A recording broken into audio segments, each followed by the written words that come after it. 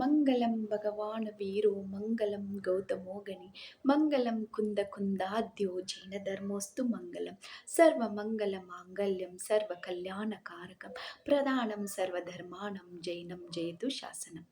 ಎಲ್ಲರಿಗೂ ಜೈ ಜಿನೇಂದ್ರ. ನನ್ನ ಹೆಸರು ಸುಧಾ ಮಲ್ಲಿನಾಥ್ ಶಿರಹಟ್ಟಿ. ಇವತ್ತು ನಾವು ಪ್ರಸ್ತುತ ಕಾಲದಲ್ಲಿ ಜೈನ ಧರ್ಮದ ಮಹತ್ವದ ಬಗ್ಗೆ ತಿಳಿದುಕೊಳ್ಳೋಣ.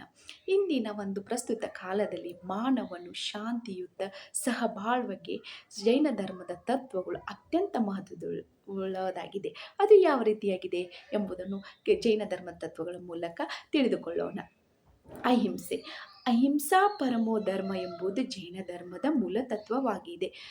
ಇಂದಿನ ಸಂಘರ್ಷಮಯ ಜಗತ್ತಿನಲ್ಲಿ ದ್ವೇಷವಿಲ್ಲದೆ ಹಾಗೂ ಯಾವುದೇ ಹಾನಿ ಮಾಡದ ಶಾಂತಿಯುತ ಸಹಬಾಳ್ವೆಗೆ ಅಹಿಂಸಾ ಮಾರ್ಗವು ಅತ್ಯಂತ ಮಹತ್ವವುಳ್ಳದಾಗಿದೆ ಎಂಬುದನ್ನು ಹೇಳಬಹುದು.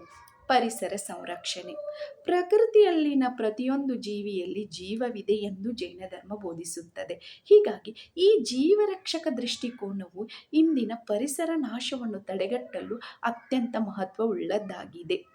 ಶಾಂತಿಯುತ ಸಹಬಾಳ್ವೆ. ವಿಶ್ವದಲ್ಲಿನ ಪ್ರತಿಯೊಂದು ಜೀವಿಯೊಂದಿಗೆ ಸ್ನೇಹಪರ ಹಾಗೂ ಸಾಮರಸ್ಯದಿಂದ ಬದುಕುವ ವರ್ತನೆಯನ್ನು ಜೈನ ಧರ್ಮವು ತಿಳಿಸಿಕೊಡುತ್ತದೆ. ಇನ್ನು ಅಪರಿಗ್ರಹ. ಅನಗತ್ಯ ವಸ್ತುಗಳನ್ನು ಸಂಗ್ರಹಿಸದಿರುವುದೇ ಅಪರಿಗ್ರಹವಾಗಿದೆ. ಮಾನವನು ಸರಳ ಜೀವನ ನಡೆಸುವುದರ ಮೂಲಕ ಮಾನಸಿಕ ಶಾಂತಿಯನ್ನು ಕಂಡುಕೊಳ್ಳುತ್ತಾನೆ. ಇದು ಇಂದಿನ ಗ್ರಾಹಕವಾದಿ ಸಂಸ್ಕೃತಿಗೆ ಭಿನ್ನವಾಗಿದೆ ಎಂಬುದನ್ನೇ ಹೇಳಬಹುದು. ಅನೇಕಾಂತವಾದ. ಜೈನ ಧರ್ಮವು ಇತರರ ಅಭಿಪ್ರಾಯಗಳನ್ನು ಗೌರವಿಸುವುದನ್ನು ಕಲಿಸಿಕೊಡುತ್ತದೆ. ಇದರಿಂದಾಗಿ ಸಾಮಾಜಿಕ ಹಾಗೂ ಧಾರ್ಮಿಕ ಸಾಮರಸ್ಯಕ್ಕೆ ಅಡಿಪಾಯವಾಗಿದೆ ಎಂಬುದನ್ನು ಹೇಳಬಹುದು. ಮತ್ತು ನೈತಿಕ ಮೌಲ್ಯಗಳು. ಕಾಯಕ ಶುದ್ಧಿ. ಕೆಲವೊಂದು ನೈತಿಕ ತತ್ವಗಳ ಮೂಲಕ ಮಾನವನು ಉತ್ತಮ ಒಂದು ಜೀವನ ಶೈಲಿಯು ಉತ್ತಮ ಮಾರ್ಗದರ್ಶನ ಮೂಲಕ ನಡೆಯಲು ಈ ನೈತಿಕ ತತ್ವಗಳು ಅತ್ಯಂತ ಮಹತ್ವವುಳ್ಳದಾಗಿದೆ. ಇನ್ನು ಆರೋಗ್ಯ. ಎಲ್ಲದಕ್ಕಿಂತ ಮುಖ್ಯವಾಗಿ ಆರೋಗ್ಯ. ಜೈನ ಧರ್ಮವು ಅನುಸರಿಸಿಕೊಂಡು ಬಂದಂತಹ ಆಹಾರ ಪದ್ಧತಿಗಳು, ಉಪವಾಸಗಳು ಮಾನವನ ದೈಹಿಕ ಹಾಗೂ ಮಾನಸಿಕ ಶಾಂತಿಯನ್ನು ಕಾಪಾಡಲು ಅತ್ಯಂತ ಮಹತ್ವವುಳ್ಳದಾಗಿದೆ ಎಂಬುದನ್ನು ಹೇಳಬಹುದು. ಇನ್ನು ಸಮಾನತೆ. ಜೈನ ಧರ್ಮವು ಜನ್ಮ ಆಧಾರಿತ ವರ್ಣ ವ್ಯವಸ್ಥೆಯನ್ನು ವಿರೋಧಿಸುತ್ತದೆ. ಇದು ಕರ್ಮ ಆಧಾರಿತ ಸಮಾನತೆಯನ್ನು ಪ್ರೇರೇಪಿಸುತ್ತದೆ.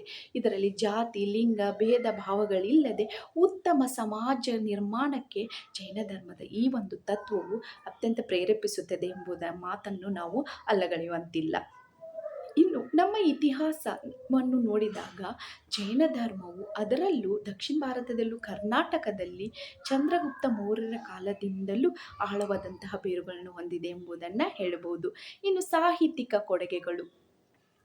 ಜೈನ ಕವಿಗಳಾದಂತಹ ರನ್ನ, ಪೊನ್ನ, ಪಂಪ, ಜನ್ನ ಮೊದಲಾದ ಜೈನ ಕವಿಗಳು ಸಾಹಿತ್ಯಿಕ ಲೋಕಕ್ಕೆ ಅಪಾರವಾದಂತಹ ಕೊಡುಗೆಗಳನ್ನು ನೀಡಿದ್ದಾರೆ. ಇವತ್ತಿನ ಒಂದು ಕಾಲದಲ್ಲಿ ಈ ಕಂಡುಬಂದಂತಹ ಸಾಹಿತಿಗಳಿಗೆ ಅವರು ಒಂದು ಸ್ಫೂರ್ತಿದಾಯಕರಾಗಿದ್ದಾರೆ ಎಂಬುದನ್ನು ಹೇಳಬಹುದು. ಇನ್ನು ಸತ್ಯ ಮತ್ತು ಪ್ರಾಮಾಣಿಕತೆ.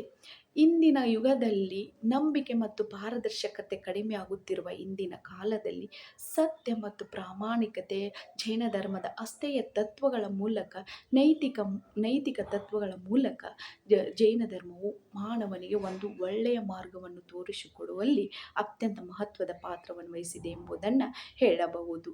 ಇನ್ನು ಆಧುನಿಕ ಒತ್ತಡಗಳನ್ನು ನಿರ್ವಹಣೆಯಲ್ಲಿ ಜೈನ ಧರ್ಮದ ತತ್ವವು ಅತ್ಯಂತ ಮಹತ್ವವುಳ್ಳದಾಗಿದೆ. ಅದು ಯಾವ ರೀತಿಯಾಗಿದೆ ಅಂದರೆ ಜೈನ ಧರ್ಮವು ಕೇವಲ ಧಾರ್ಮಿಕ ಆಚರಣೆ ಆಗದೆ ಅಹಿಂಸೆ ಮತ್ತು ಅಸ್ಥೇಯ ತತ್ವಗಳ ಮೂಲಕ